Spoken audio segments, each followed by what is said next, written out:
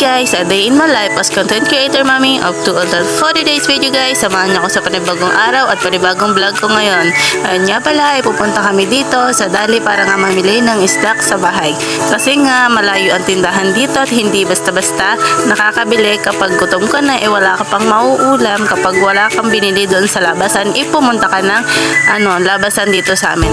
Kaya ito, lagi ako naghahanda ng ulam para sa mga anak ko. And yung anak ko nga pala is mahilig sa toyo, kaya hindi ko siya pinag-uulam masyado ng toyo, kaya lagi ako namimili para hindi siya lagi nag-uulam ng toyo sa amin.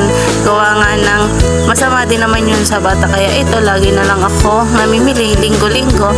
And yung mga stock na rin na kape and yung mga pagkain ng mga bata para hindi na nga kami bibili doon sa baba.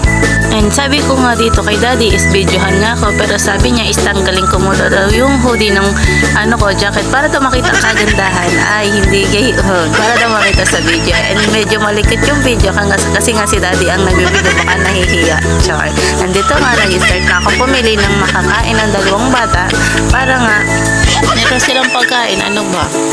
Ngayon na nga lang ulit ako nakapamili. Gawa nga ng buong March na ito is puro gastos kami kasi nga maraming bayarin, maraming ganap ngayong March. Kaya ngayon lang kami nakapag-stock ng pagkain. And dito nga pala kami lagi namimili sa May Dali kasi nga mura na yung mga tinda dito. Yung 200 mo baka pwede ng pang isang linggong pagkain ng mga anak mo guys.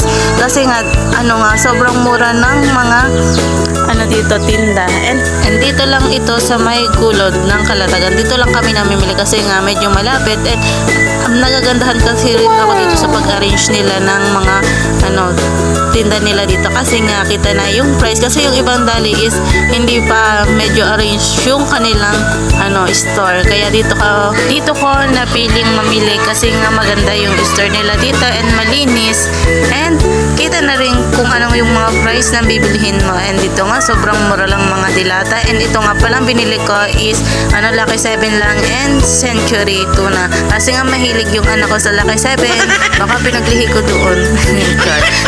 Ayun na nga, Lucky 7 na nga yung binili ko dito. Mga 5 piraso lang kasi nga pwede na yun sa pang isang linggo. Char. Pero yun na nga, yun lang yung binili kong pang ulam. Hindi na kasi kami pumibili ng noodles kasi nga guys, baka magka-UTI na naman puro noodles. Kaya nadala na ako mag-noodles guys. Hindi na talaga ako bumili ng noodles dito. And puro dilata na lang. And bumili rin pala ako ng itlog dun sa may tindahan. Hindi ko na nga pala siya na-videohan kasi nga may hawak na akong magagamit, kaya hindi na ako nag-video-video. And dito is naghahanap pa nga ako ng mabibili na pagkain para sa dalawang bata. And dito na rin pala ako namimili ng baon ni Ate Rian para sa school kasi nga guys, hindi naman siya maalam magpera, kaya hindi ko na rin siya pinagdadala ng pera. Siguro pinagdadala ko lang mga 6 pesos, 10 pesos para sa pagbili niya sa paglalabas na siya ng school. And dito guys is marami na nga pala akong pinapabaan kay Ate Rian kasi nga mura lang yung tinda dito. And dito nga pala is wala ring mga pang-inumin pang school, pang bata ba guys, kasi puro juice yung nandito and hindi ko siya pinapabaunan ng puro juice guys. Iba-iba kasing mga drinks yung pinapabaon kay Ate Rian. And dito naman guys is namimili na nga ako ng mga shampoo. And ito napili ko yung cream silk na pink. Sana kaso parang nakukunti lang yung laman and pinalitan ko siya ng green kasi sabi ko mas mabango yung green, pero nung hinawakan ko siya is marami naman yung laman, pero hindi siya pantay-pantay guys ng laman, kaya namimili talaga ako nung laman ng cream silk dito. And dito na nga rin pala ako bumili ng mga shampoo, Colgate, and yung mga pansabon panlaba guys.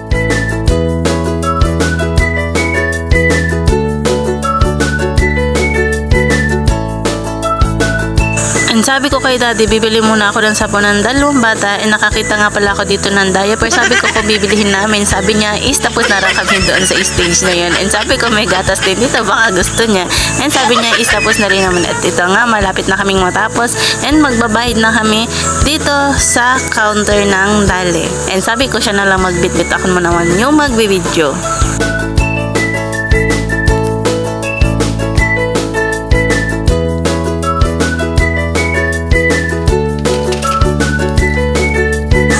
ito na guys, nag-aayos na nga kami din ng mga pinamili namin para nga makita namin kung magkano yung pinamili namin.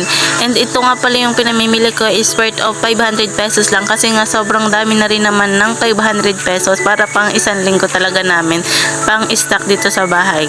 And dito nga guys sa may dali is sariling gawa mo dito guys, yung maglalagay ka dito ng mga pinamili mo, and if wala kang dalang lalagyan is kailangan bumibili sa kanila ng lalagyan para nga meron kang lalagyan ng iyong pinamili.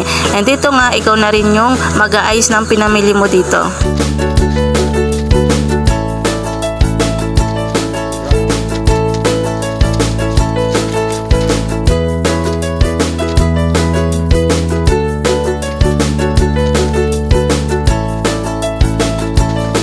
And dito nga guys, isabi ko kay daddy, ipakita niya yung kung magkano yung pamili namin dito sa may dali. And ito nga lumampas siya ng 500, pero okay na din, hindi naman siya masyadong malaki ang pagkalampas niya. Lumampas lang siya ng konti lang sa 500. And ito nga binayaran ko na at pauwi na nga kami dito guys. And bago kami umuwi guys, sa amin is naisipan ni daddy magpagupit para nga pogi palagi. Char. Ito nga, bagong gupit na siya dyan. And pauwi na rin kami guys. Dito na po nag-e-end yung vlog ko. Thank you for watching. Don't forget, like and share and follow my page and subscribe my YouTube channel. Bye!